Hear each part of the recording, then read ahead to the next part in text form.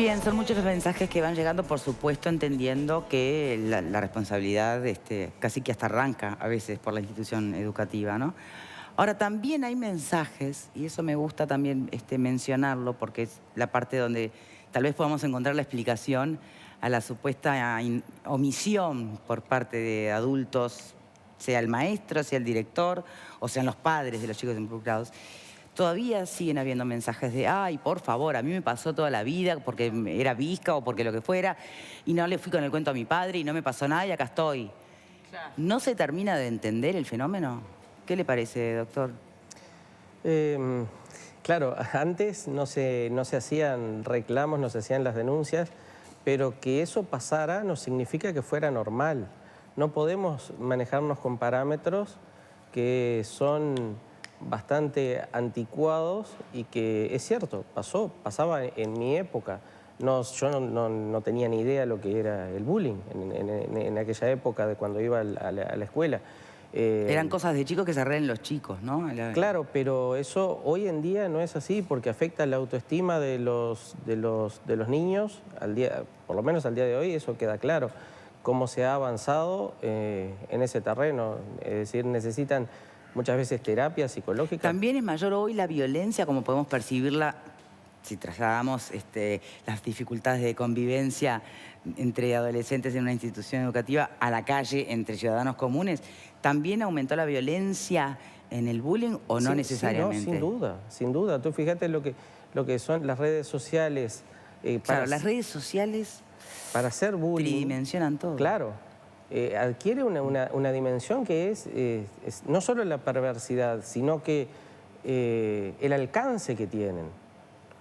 Donde un adolescente, un niño, ya queda prácticamente, no digo, pero se siente imposibilitado de salir, de interactuar con el mundo. Es otra cosa, hay una agresividad que es mucho mayor. El solo hecho de crear, como pasaba en este caso, crear grupos de WhatsApp e irse todos y decirle chau fulano, chau fulano, chau fulano, todos. ¿Le hicieron eso? Claro. Entonces, esa es una situación que desde el punto de vista de la autoestima, absolutamente denigrante. Antes quizás era más cara a cara, sí. ¿Me explico? Entre menos testigos. Claro, ¿no? Claro. Pero era más como ponen ejemplos, el gordito, el que le pasa algo, y era, digamos, una burla que se terminaba allí o podía seguir, pero esto tiene una dimensión muchísimo más grave, más... Panel, Alfredo. Yo me acuerdo, aquella situación, ¿se acuerdan? En Playa Pascual, del Liceo de la Gurisa, que también tuvo repercusiones grandes. Y que también ahí la escuela, una omisión bárbara. Claro, es decir, como que yo creo que la tendencia de los centros educativos es no hagan olas, acá no pasa nada, por diferentes motivos, seguramente a nivel público, porque las autoridades no querían que los investigaran, sancionaran, etcétera, y a nivel privado muchas veces porque no me hagan esto porque se me van clientes, etcétera, etcétera. Muchas veces pasa que gente que no tiene buen rendimiento se les invita a retirarse de algunos colegios, ¿no? Es decir, por un tema de mantener promedio, etcétera. Es decir, a mí me parece... Paréntesis, y el bajo rendimiento es una de las consecuencias primeras de cuando está siendo hostigado, ¿no? Eso entonces, a mí me parece que la responsabilidad en este caso es fundamental en el centro educativo, ¿tá? Tiene que ser consciente y si se le advierte y no hace nada, ahí hay realmente una inoperancia y es algo espantoso. Pero, vuelvo a repetir al tema inicial, a mí me rechina monetarizar las relaciones humanas. Si es por la plata, no se para el bullying, ¿tá? Sobre todo en algunos lugares. Entonces, me parece que es otro los contextos, lo que decía José Luis, que se hacen, o Federico, se hacen en algunas escuelas, etcétera. Creo que se deben hacer en todos lados, hay que estar atento y ahí tienen que estar no solo los profesores, los docentes, los padres también tenemos que estar mucho más atentos a la situación de lo que están viviendo los gurises. Bueno, ¿no? La plata no para el bullying, la plata hay un montón de cosas que no puede hacer, sin embargo, por algo la vía civil la tiene como un elemento compensatorio. Sí, a alguien le duele, sí, ¿no? pero es una cosa, si te chocan el auto. Una familia que ni siquiera reconoce que la situación situación existió. No, estamos de acuerdo, Entonces, pero digo que una cosa no tiene por qué ir en contra de la otra, digamos. Pero No, pero no me monetaricen todo. Que este muchacho no vuelva a cometer esta misma situación, porque también está el victimario. Y porque por ahí la madre no reconoce nada, pero le dice, mira, donde me hagan pagar de vuelta esta plata, mijito, No te lo vas a sabemos. trabajar. Yo No qué lo- sé, no sé. lo sabemos, capaz que le dicen, bueno, vamos arriba. Anda, ahorra vos, no sé. No sé, no está tan claro.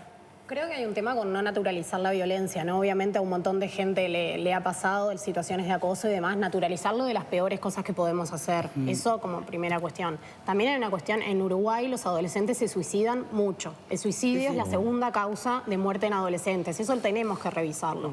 Y a su vez también hay un 40% de deserción educativa. Este chiquilín tiene la suerte de tener el acompañamiento de su familia. No todos los adolescentes tienen esa suerte. Y por otro lado también, cuando hablamos de sanciones, ojo con hablar de sanciones penales. Primero, porque lo primero que lo sabemos todos es que la justicia es brutalmente selectiva y la gente con plata no va a la cárcel. Lo resuelve de otra forma. Eso como primera instancia. Y segundo, que si llegara a ir a la cárcel de adolescentes, mandar un chiquilín a la colonia Berro o al complejo Beloni, puede ser de las experiencias más traumáticas de su vida. Entonces, tampoco torturar a una persona que comete una agresión es una forma de que nosotros nos quedemos tranquilos y que cambie la situación. Y como decía la compañera también, esa persona no es que termina el liceo y deja de bulinear. No, esa persona probablemente mantenga... Eventualmente puede estar configurando una personalidad psicopática. Sí, claro. O sea Y tampoco la atendemos, ni miramos hacia hay mucho ella. que hacer, ¿no? En el chico, también en la víctima. Y yo no quiero dejar de lado, más allá de la responsabilidad que obviamente le cabe a una institución educativa, a los padres. Porque alguno pone la mano en el fuego de que tu hijo no va a ser el que hostiga algún día a otro. No podemos. Por más valores que vos creas, que le transmitís. O que a tu Estar hijo le atentos. puede pasar, por más que crees que le fortaleces la autoestima y que entonces no va... Esa es una de las patas del mundo adulto. Tú cuando presentaste el tema hoy decías que esta situación interpela sobre todo al mundo adulto. ¿Y qué tenemos aquí como parte del mundo adulto? Los docentes en el aula, las autoridades del centro educativo, los padres de la víctima, pero también los padres del potencial o de los potenciales agresores. Es decir, todos esos conforman el mundo adulto vinculado al centro educativo. Por lo tanto, ahí también hay que hacer hincapié y si van a llevarse adelante políticas de diálogo para tratar de circunscribir este fenómeno, acotarlo lo más posible, los padres están llamados a tratar el tema entre ellos y con sus hijos, pero también entre ellos, para que se asuma la dimensión de la gravedad que tiene el problema, porque su hijo puede ser un agredido, pero también puede ser un agresor. Doctor Néstor Gutiérrez, muchísimas gracias por habernos acompañado en el día de hoy y veremos, efectivamente se presenta la apelación a ver qué resultado tiene. ¿En cuánto tiempo se sabe? Aproximadamente demora 6 meses el 6 trámite. meses más. Bien, nos informará, ¿verdad? Sí, por supuesto. Gracias y a ustedes, como siempre, por acompañarnos.